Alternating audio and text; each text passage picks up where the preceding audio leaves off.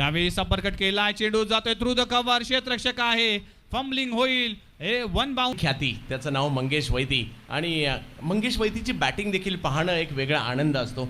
आणि इकडे अगोदर टप्प्याचा बॉल, पुलचा फटका, अप्रतिम हा फटका पहा, धावा मिळतील 6. मंगेश वैतीच्या बॅट मधून येतोय आणखीन एक दर्जेदार स्ट्रोक, चेंडू सीमारेषा पार, षटकार. चुकीला माफी नाहीये. अखूट टप्प्याचा बॉल होता, मंगेशने त्याचा फायदा घेतला. या मैदानाची भौगोलिक परिस्थिती जर पाहिली तर षटकार तेवढाही प्रेस केलाय.